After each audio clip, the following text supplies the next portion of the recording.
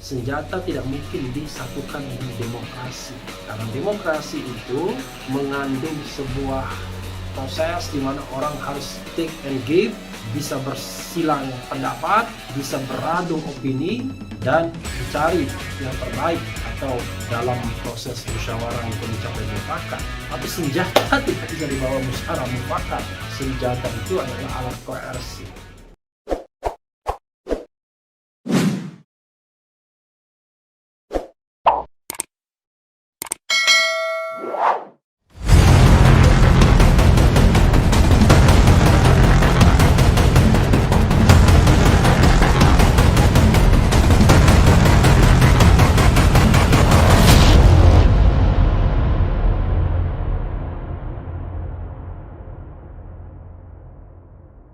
Assalamualaikum warahmatullahi wabarakatuh, Sobat RH sekalian.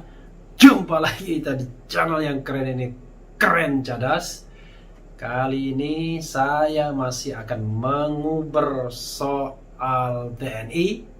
Ada dua kejadian, yaitu kendaraan Koopsus ya, Koopsus, Komando Operasi Khusus, Koopsus, bukan Kopassus ya.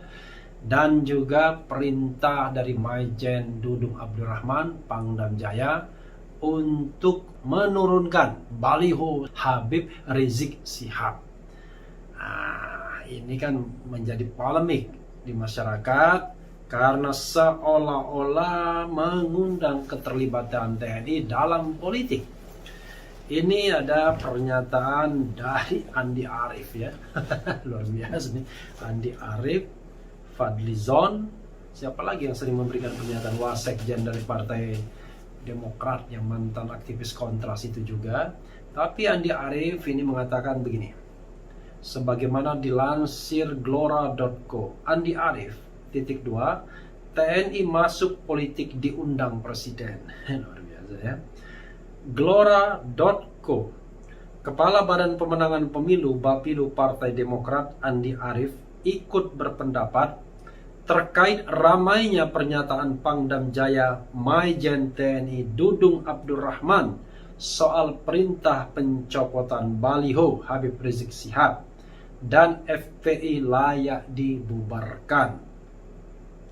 Menurut Andi, jika TNI sudah turun tangan, itu artinya negara serta seluruh pendukungnya kalah.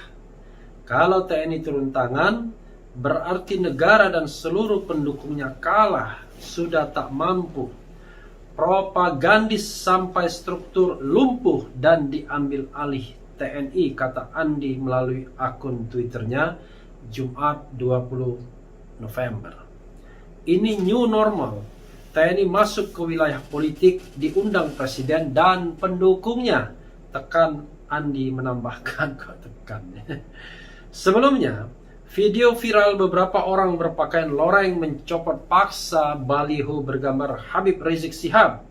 Kapuspen TNI Maijen Ahmad Riyad mengatakan TNI tidak pernah memberi perintah untuk melakukan pencopotan. Wah, ini kan berbeda ya.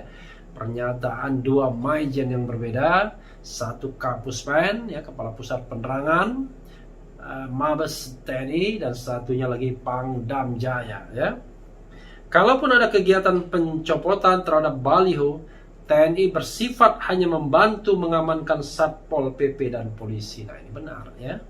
Namun belakangan, Pangdam Jaya Maijen Dudung Abdurrahman menegaskan jika dirinya lah yang memberi perintah ada berbaju loreng menurunkan baliho Habib Rizik, itu perintah saya. Karena berapa kali Pol PP menurunkan, dinaikkan lagi. Perintah saya itu, kata Maijen Dudung Jumat 20 November. Dudung juga berpandangan bahwa saat ini pembubaran organisasi kemasyarakatan Ormas Front Pembela Islam FPI yang dipimpin Rizik Syihab bisa saja dilakukan karena ia menilai FPI saat ini sudah merasa paling benar.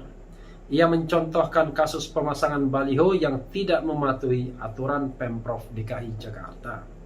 Jangan seenaknya sendiri, seakan-akan dia paling benar. Enggak ada itu. Jangan coba-coba pokoknya. Kalau perlu FPI bubarkan saja itu, bubarkan saja. Kalau coba-coba dengan TNI, mari pungkas Dudung. Luar biasa ya.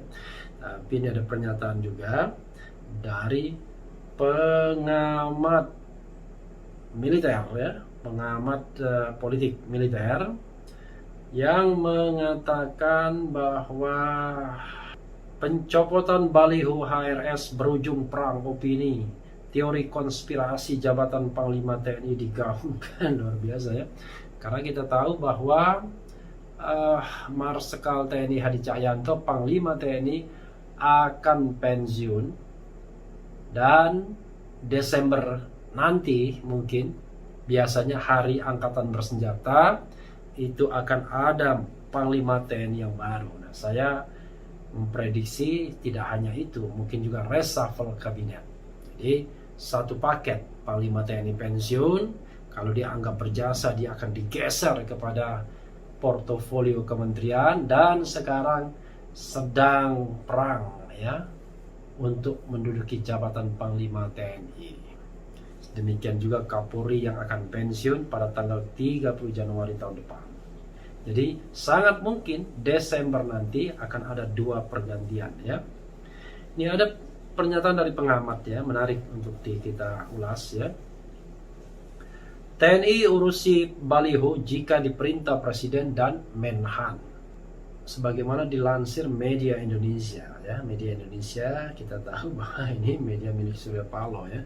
Pengamat militer Lembaga Studi Pertahanan dan Studi Strategis Indonesia Beni Sukadis mengatakan langkah Pangdam Jaya Maijen TNI Dudung Abdurrahman yang memerintahkan jajarannya menurunkan baliho Imam Besar Front Pembela Islam FPI Habib Rizik Syihab bisa diamini jika ada instruksi dari Presiden Joko Widodo dan Menteri Pertahanan Prabowo Subianto.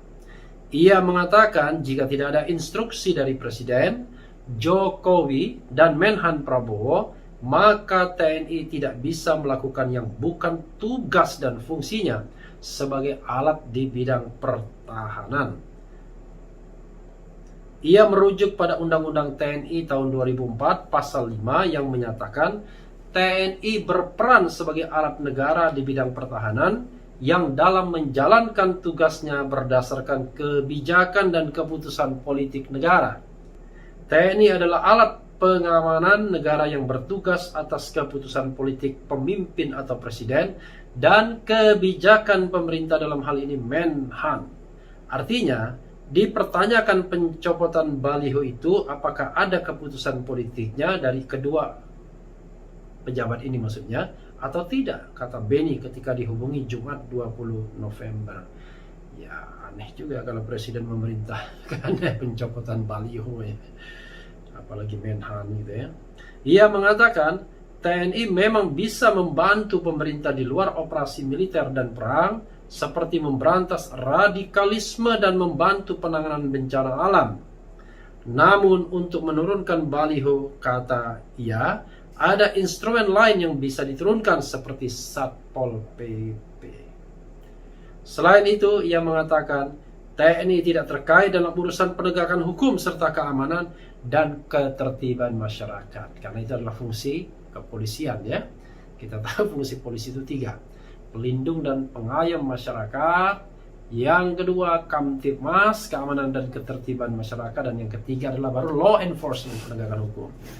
TNI hanya di wilayah pertahanan, bisa diperbantukan di bidang non pertahanan, tetapi itu atas mandat tertentu ya, atas permintaan pihak lain, atas perintah presiden atau menteri pertahanan. Sebaiknya TNI tidak terlibat dalam hal penegakan hukum, katanya. Lebih lanjut, Beni menyayangkan Dudu juga berbicara soal pembubaran FPI ya, ini kelewatan juga ya. No, kelewatan. Offside ya, offside seperti permainan bola. Menurutnya, pernyataan Dudung bukan ranahnya dan bermuatan politis, serta tak elok dikeluarkan oleh TNI. Masa TNI ngomong politik? Ini bukan orde baru dengan dui fungsi ABRI. Dulu iya, tapi sekarang kan TNI tidak ada peran politik, kata Beni. Saudara sekalian ya. Ini backfire pasti ke Pangdam Jaya Dudung Abdurrahman. Ini bukan soal berani atau jago-jagoan, tapi kita bicara mengenai namanya apa? Function ketatanegaraan ya, division of labor, pembagian tugas. Pada era reformasi ini TNI ditarik dari ranah politik ya, dihentikan yang namanya dui fungsi ABRI sekarang TNI, karena itulah tuntutan reformasi yang paling substantif selain pemberantasan KKN dan juga reformasi konstitusi atau amandemen Undang-Undang Dasar 1945. Jadi sobat RH sekalian, memang saya sendiri juga dan beberapa pengamat lainnya sudah memprediksi dan sering sekali menggarisbawahi soal adanya keterlibatan sedikit demi sedikit TNI dalam politik. Demikian juga Polri. Ya, sebagaimana misalnya mereka menduduki jabatan-jabatan sipil tetapi masih aktif. Ya, sebagai contoh misalnya beberapa 1, 2, 3 misalnya paling tidak komisaris BUMN yang berasal dari Polri, polisi dan juga tentara aktif. Ada juga misalnya jabatan-jabatan sipil dalam hal penanganan COVID-19 yang melibatkan seperti misalnya KSAD, Kepala Staf Angkatan Darat ya, sebagai wakil dari Erick Thohir, dan masih banyak lain. Nah, persoalan terbesar sobat era sekalian adalah ketika TNI ditarik di dalam wilayah politik, katakanlah karena mungkin pemerintahan Jokowi dan juga pengikut-pengikutnya dan gengnya juga agak kewalahan menghadapi kelompok-kelompok kritis di masyarakat yang memiliki pendukung yang besar seperti FPI misalnya, maka tidak ada cara lain kecuali melibatkan TNI yang dianggap mungkin akan bisa menakut-nakuti dalam tanda kutip kelompok FPI agar mereka tidak melakukan kegiatan-kegiatan yang dianggap bisa sewenang-wenang atau semena-mena dan cenderung melanggar hukum misalnya. Tapi sobat era sekalian, seperti yang saya katakan, kalau itu soalnya, saya sering mengatakan tidak ada orang di masyarakat kita atau kelompok masyarakat di negara ini yang boleh melakukan tindakan sewenang-wenang, melanggar hukum. Tidak boleh. Jadi semua orang harus tunduk pada hukum. Berlaku prinsip equality before the law. Tidak ada kelompok atau orang yang boleh berada di atas hukum. Nah, kalau misalnya FPI dan kelompoknya dianggap melakukan pelanggaran hukum, maka proseslah secara hukum. Tapi jangan lupa negara kita adalah negara demokratis yang melindungi kebebasan berpendapat baik secara lisan dan tulisan. Kalau kesalahan dilakukan oleh orang, maka proseslah orangnya. Jangan organisasinya yang diberangus. Kecuali bisa dibuktikan organisasinya betul-betul melanggar hal-hal yang memang tidak diperkenankan seperti mengajarkan komunisme, marxisme, leninisme dan lain sebagainya, atau ideologi yang tidak kompatibel dengan Pancasila misalnya. Jadi sobat era sekalian, mudah-mudahan pernyataan dari Dudung Abdul Rahman ini hanyalah pernyataan yang kalau dibilang keseliu lidah juga tidak ya, tapi tidak menggambarkan karakter TNI masa kini.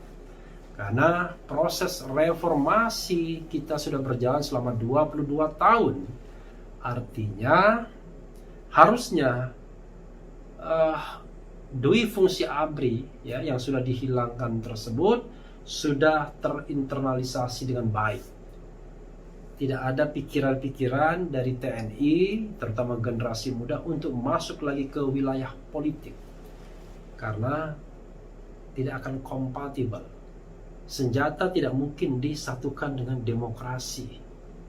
Karena demokrasi itu mengandung sebuah proses di mana orang harus take and give, bisa bersilang pendapat, bisa beradu opini, dan dicari yang terbaik atau dalam proses musyawarah untuk mencapai mufakat.